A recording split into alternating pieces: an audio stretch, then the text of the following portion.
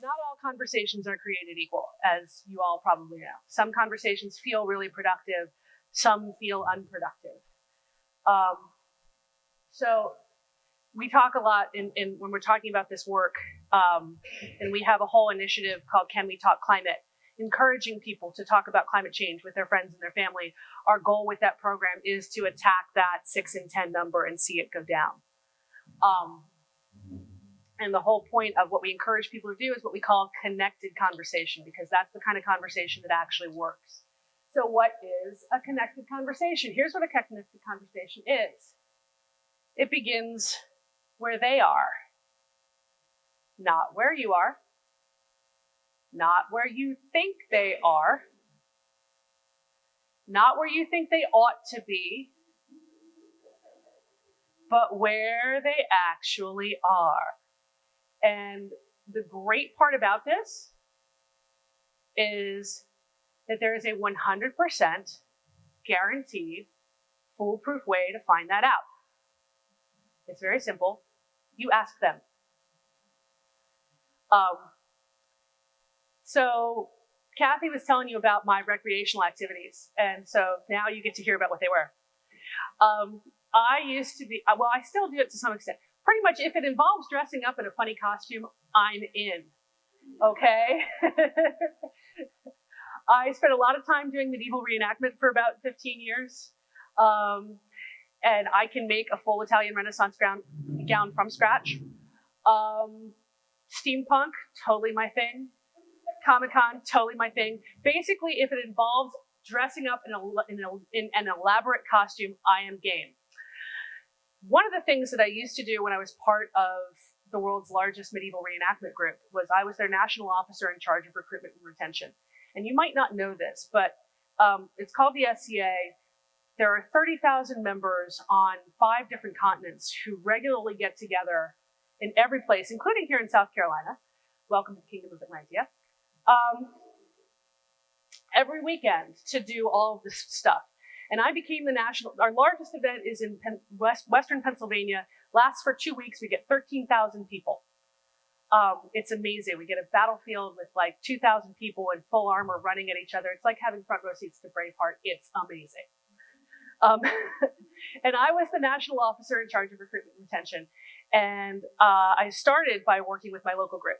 And one of the things I used to do is I was training local officers in recruitment and retention as I would tell them, look, nobody goes to a place they've never been to talk to people they've never met unless they've got a really good reason. And if you don't know what that reason is, you are missing out on your best recruitment tool. And in fact, with a group like ours, that reason was usually pretty wild. And what would happen in recruiting scenarios is somebody would come up and they'd talk about everything they love about the group and everything they do in the group. But the group is so big and so vast, and there's so many different things. Everybody's doing stuff from medieval fighting to cooking 13th century Mongolian feasts. I'm not kidding. To blacksmithing, to costuming, to everything. You name it, if somebody was doing it in the Middle Ages, there's somebody in the SCA who's researching it, I promise you. So we would get everything from, I am interested in a Visigoth conversation group. No lie, actual reason somebody showed up at one of our newcomers meetings, to I am interested in being an elf. We had to tell that person that they really didn't belong with us because we actually do real people, not elves. And to I'm really interested in 16th century Italian dueling, or I'm really interested in 14th century cooking.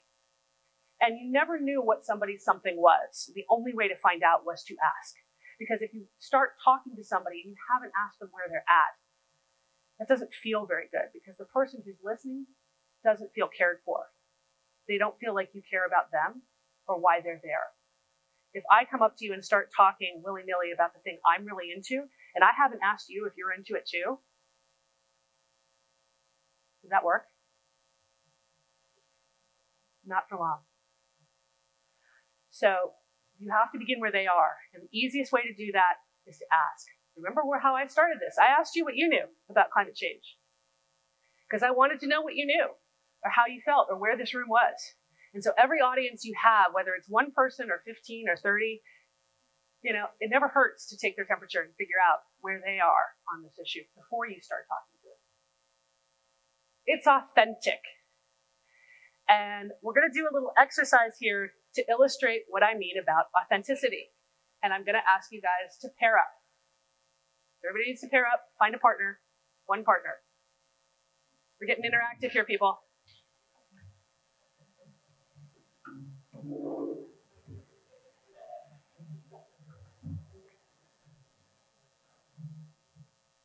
I think we have one person who needs somebody here. Everybody's got a partner? That's awesome. Actually, if you can come over here. Yep. Okay. So one person is going to be the talker, and one person is going to be the listener. So hold your hands up if you're the talker. Decide which amongst you is the talker. Okay. I promise you this isn't hard. One of you will be the talker, one of you be the listener. Raise your hand. I need talkers. I need to know I have a room full of talkers. Okay, awesome. Okay. So what the talker's assignment is you need to describe in detail to the listeners a food that you dislike intensely, that you loathe. Pick something that you wouldn't eat if your life depended on it. And I want you to describe objectively to the person you're talking to what that food is like. Use a lot of, just go for it. Go. You got about a minute here. Okay, we can stop. Let's wrap it up. All right. My question to the listeners. Could you tell how the talker felt about this food? Yes. How could you tell? How could you tell? How could you tell? What kind of words did she use? So now remember, it was your job to be objective here. So she used words like slimy. What else let you know as listeners that the person you were talking to had feels about the food that they were describing to you? Can't stand the color.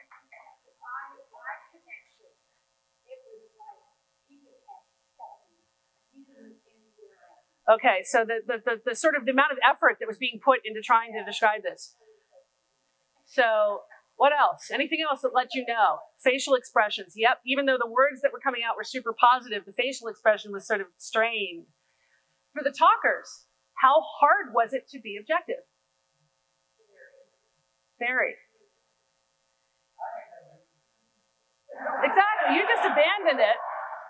You didn't even try. But for those of you that tried, how hard was it? I tried to find real reasons, not just I don't like it. Right. Like that's not objective. Yes. Like I had to do the texture and salty. Right. So you went into objectively describing why you didn't like it. Okay. Okay. So I call this exercise, you can't hide as well as you think you can. If you have feelings about something you are talking about, you are not going to be able, unless you are a complete clinical sociopath, and most people are not, unless you are a clinical sociopath, if you feel a certain way about something, that is going to come out in how you talk about it, even despite your best efforts to be objective. And so that's what we mean by authenticity, is don't conceal how you feel. If you are passionate about something, own that. If you're angry about something, own that too. If you're overwhelmed or you're feeling depressed about something, own that too. Because if you're not owning your feelings about something, your listener, the person you're talking to, is going to understand that, and you will immediately lose credibility. Because you cannot hide as well as you think you can. And this is where those shared values and those sharing values can come into play. Is it gives you a tool to sort of work back from the places where you're going, ugh, and get back to the places where you're actually in sync with that person. But shared values are important because really that's how you get people interested in a different idea, is when you can show them it comes from a place that you have in common. It gives you more credibility as well. We're living in a world where, because of the way our 24-hour relentless outrage-fueled news cycle works, people have less and less confidence in what they read, in what they see in a news report. And when that happens, the people who they trust the most, or that the sources they trust the most, are the people that stand next to them who they trust. And so being part of that person's community gives you an authenticity and an authority that the best scientist or the most compelling news report cannot muster. You, by being someone who shares a person's values, or shares a person's community, or shares experiences with somebody, have an influence that I can't manufacture as somebody who works for Green Group. It's collaborative and caring. And as folks who are involved in church activities, you all know this very, very well. I probably can learn a lot from you on how to have collaborative and caring conversations with people. But it's a conversation. The person should always feel like they're cared for in a conversation. It should be a safe place for them to say what they think. Because if you can't get out what they're really thinking, then you have no way to answer it. And if they immediately put their guard up because they sense that you're that you're not being authentic with them, and that you're not there for them, you're there for an agenda, you're there to check a box, you're there to do your drive-by climate change conversation, forget it. You're not going to find a way in. So it is collaborative. It is a shared process. You need to bother to understand where they're coming from. When they say something and you kind of go, yeah. Sometimes it's actually more useful to dive into that and say, can you explain that to me? Where does that come from for you? Get curious and collaborative instead of sort of competitive and trying to answer back so quickly. I think that one of the things that is great in a conversation is when you can sort of allow them almost to lead. Interesting conversation I had with my dad, the climate denier. He went fishing in Canada, and he said, well, there weren't as many salmon because they're getting crowded out by all these other species that have migrated into the river, and so now they're crowding out the salmon, and so it's harder to catch salmon. And I said, oh, really? Is that what the guys are telling you? Why do you think that is, Dad? And he said, well, they're coming up from the south, and I don't know. Apparently, they need to find food, and so they're coming here because they can't find food where they are. And I'm like, well, gee, Dad, why do you think that is? And we didn't quite get to the place where he admitted that what was going on was that global warming had caused the temperatures to rise to the south, so these species were migrating to the north and crowding out the salmon in Nova Scotia that he likes to fish. But it was a start. But it is a collaborative and caring process where you're not trying to look for opportunities to play gotcha, but you're looking for opportunities to sort of help them get there on their own almost. Lastly, it is iterative. So I know the story about Paul on the road to Damascus and the scales fall from his eye. We all have this fantasy that we are going to have that conversation with our climate denying Uncle Walter, where we're going to show him all of our facts. He's going to try, like the Dickens, to answer back to all of our facts. But our facts and our passion and everything is going to be just so powerful that all of a sudden he is going to stand up and go, I believe climate change is happening and we need to do something about it. And that doesn't happen. Because when people are confronted, they do not give in, they dig in. And it's an iterative process. And when people do change their minds, they don't do it in front of people because no one likes to say, I was wrong. No one likes that. Usually what happens is they hear something and maybe they protest a lot. And then, 2 hours later, they're sitting there with their cup of coffee and they're thinking about it. And I'm like, wait a minute, maybe if, or 2 days later, they read an article and they say, wait, that's what my friend Joni was talking about. Most people, when they change their minds, it is a process that takes a few steps. Your conversation is a link in a chain. And you don't have to get people to the end of that chain. You just need to get them one link further. And maybe you come back to them 2 months later and have another conversation that takes them one link further. It is an iterative process. It does not have to happen all at once. So those are things that a connected conversation is. Let me tell you what it's not. It is not about winning. There is nothing to win.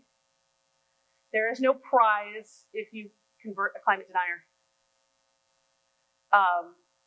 And there's certainly, a lot of times, these are people you love. Winning doesn't necessarily help.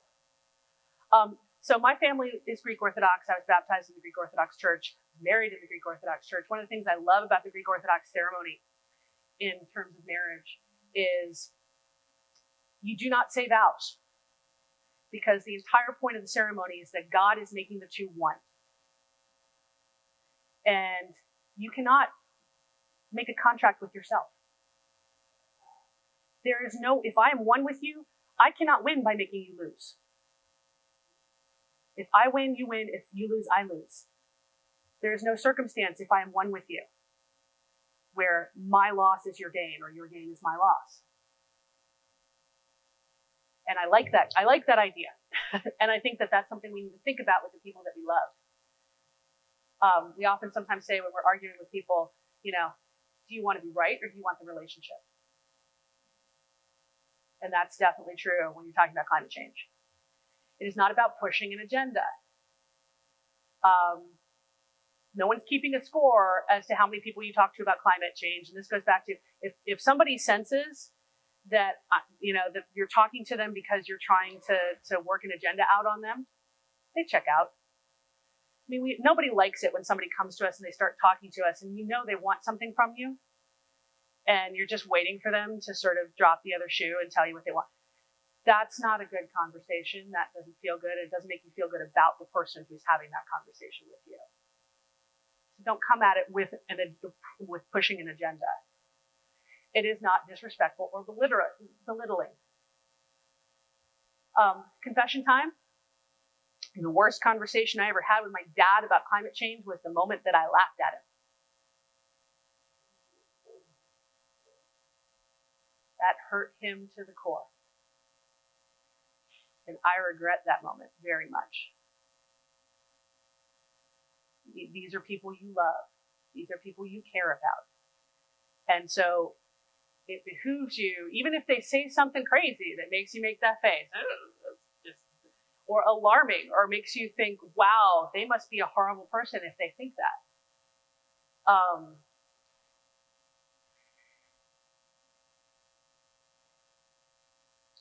Working up the courage to meet that with curiosity and with love and with caring and respect, as opposed to derision and anger, is really important.